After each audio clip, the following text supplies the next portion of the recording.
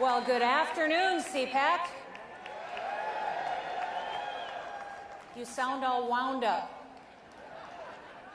Listen, I am so honored to be here with the patriots in the state of Florida, the free state of Florida.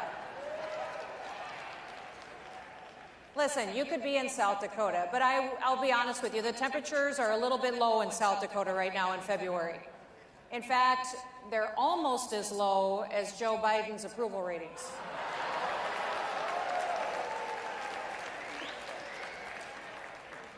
Now listen, in all seriousness, let me start by saying this. Our hearts and our prayers are with the people of Ukraine.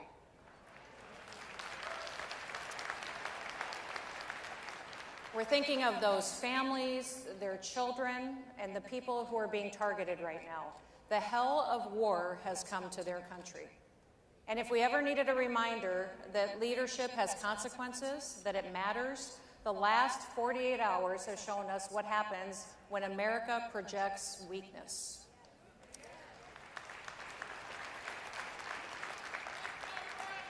That is exactly what President Biden has done. A strong American president, a strong president would put their citizens first, and they would take these actions right away. Number one, they'd start and expedite the Keystone XL pipeline immediately.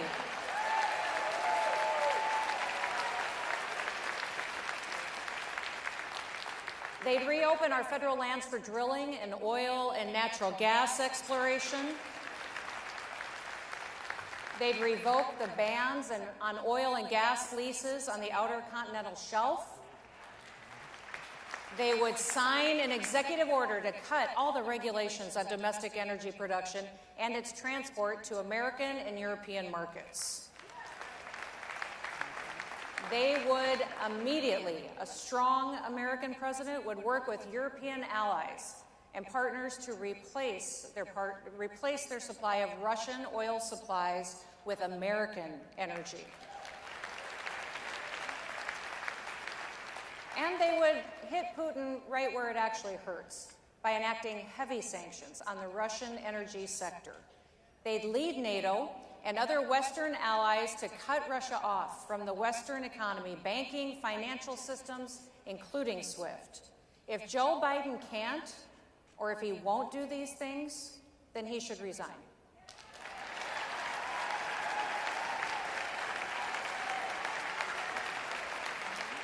He should resign before his weak leadership and poor decision-making drag America back into another needless war. Now, that's just common sense. But sadly, almost every major institution in our society today has been compromised against common sense, truth, and freedom. The Democrat Party and their allies in big tech, Hollywood, and the media, well, these experts, they're all the same crew that brought us mask mandates and vaccine mandates. They ignored science. They trampled civil liberty. They preach critical race theory. And they're driving inflation that steals wealth, especially from the poor and the most disadvantaged younger families. Violent crime is surging in cities and disproportionately hurting minority families. And no one should ever forget the disaster in Afghanistan. Despite all these failures, they look down on you. They look down on anyone who thinks for themselves, and yet most Americans agree with you. They're just afraid to say it out loud. Well, conservatives are not afraid. We are going to fight for our country.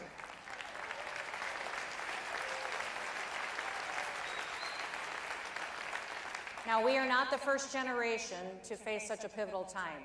And that's why today I want to look at America, and I want to look at where we've been, where we are, and where we're going. First, where we've been. As conservatives, what do we want to conserve? What do we want to save and keep for our kids and our grandkids? We are saving and keeping the greatest country in human history.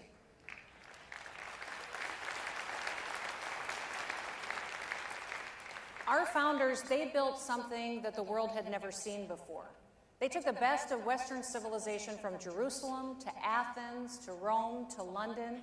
They brought together faith, reason, law, and representative government.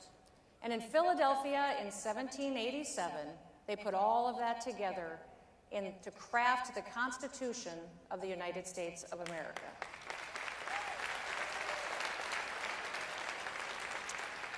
They set out a Bill of Rights making clear certain rights could never be infringed on: the right to speak and to assemble, the right to worship, the right to act on those beliefs in the public square, the right to arm ourselves against standing armies, the right to a fair, equitable criminal justice system.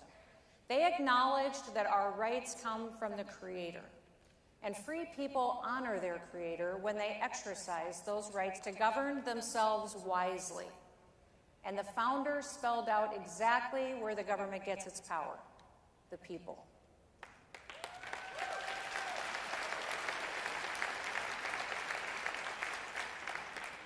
Read Federalist 49. The people are the only legitimate fountain of power.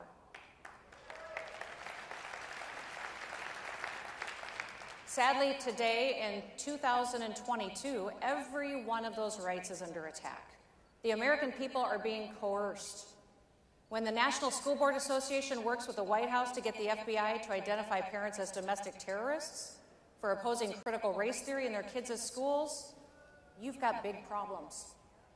If you haven't read up on the special counsel probe of the FBI investigation into President Trump's campaign, here is the Cliff Notes version. President Trump was right. The Clintons spied on him.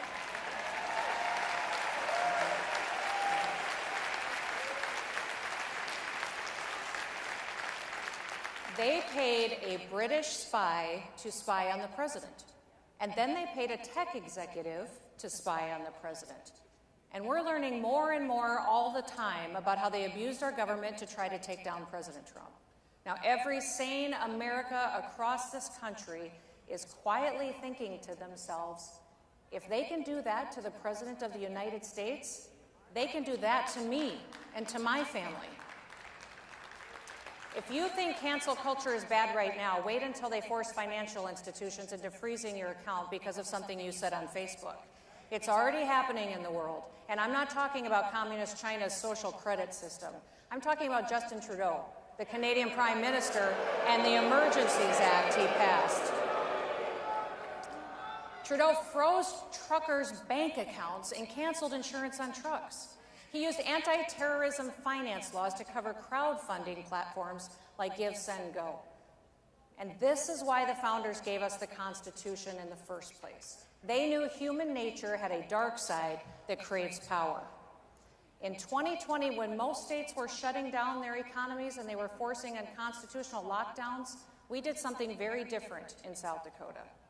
Our state motto is, under God, the people rule, and I followed it.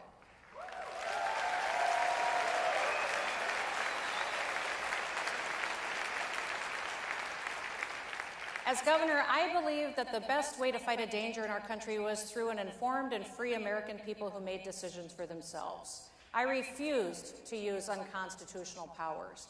We never issued mask mandates. We didn't mandate vaccines. We never kept anybody from going to church, and we kept kids in the classroom.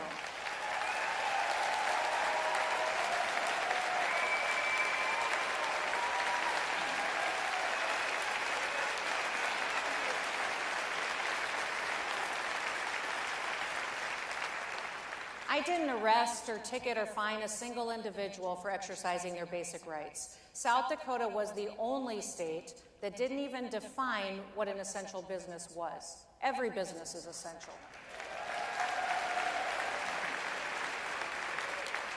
Looking around the world today, we see fundamental freedoms evaporating because of COVID lockdowns, but not in South Dakota.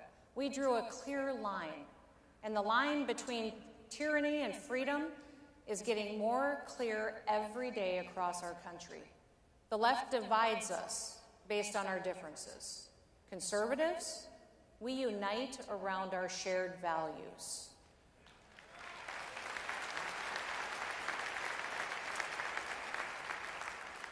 The left crushes free speech. Conservatives celebrate free expression. The left says America is racist and that it's evil. Conservatives know America is not the sum of our past mistakes.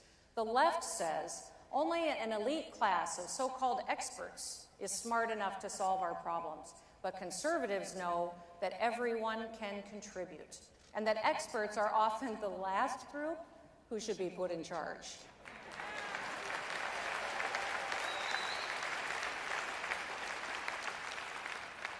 I want to tell you a brief story about a man who was not an expert, but he saved America at a crucial time in our history. In 1775 in Boston, there was approximately 11,000 British soldiers occupying the city during the Revolutionary War. Now, George Washington's ragtag army of Continentals surrounded them, but they were outnumbered and outgunned.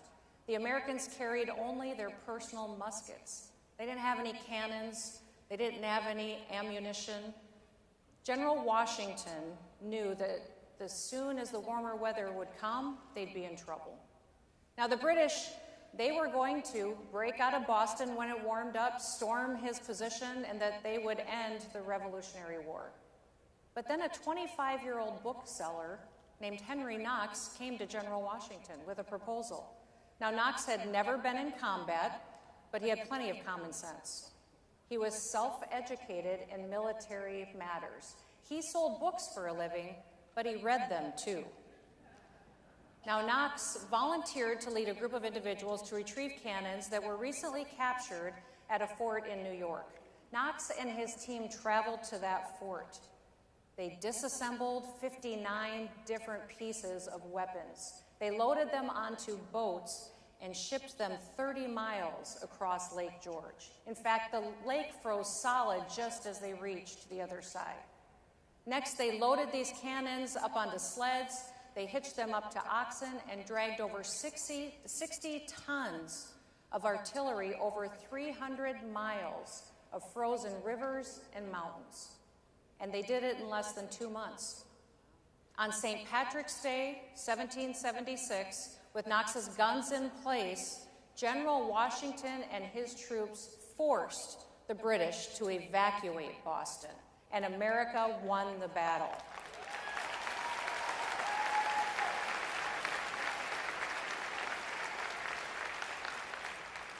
Now that's tough. That's American grit.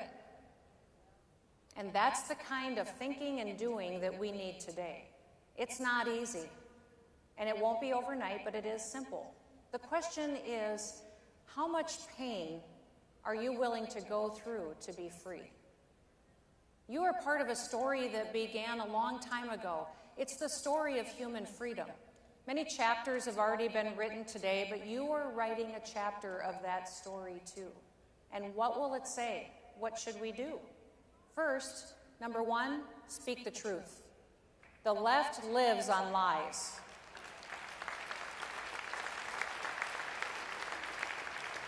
It's part of their power to frighten people into falling in line. Take that power away. No one in this room is afraid to speak the truth, but we all know people in our lives who are. So I need you to encourage them, strengthen them. Let them know that they are not alone in thinking that. Remind them that there is a reality and a truth still in this world. We can know it and we can live by it. It sets us free and it makes us happy. Second, never give up. We won on mask mandates because people got involved in their communities. And we are going to win on life, first at the Supreme Court and then also in the states.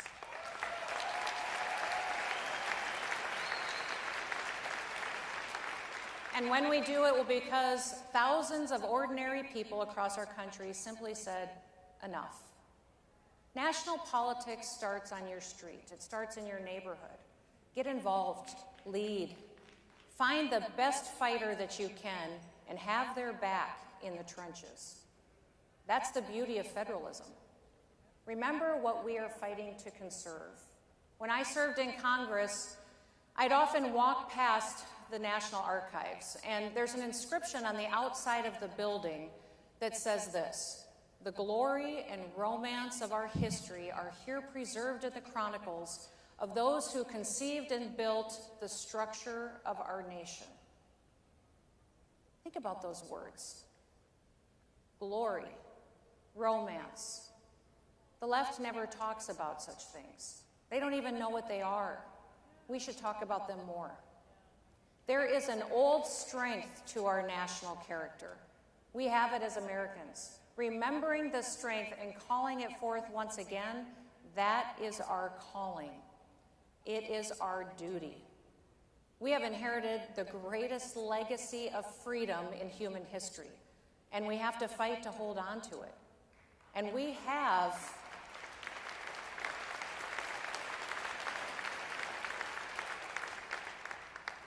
some fantastic fighters, like President Donald Trump.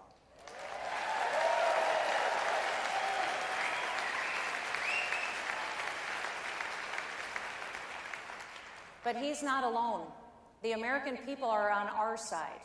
We will win if we remember what we are conserving, if we keep relentlessly focused on defending freedom, and if we never give up. Thank you so much today for allowing me to be with you. May God bless you, and may God bless the United States of America.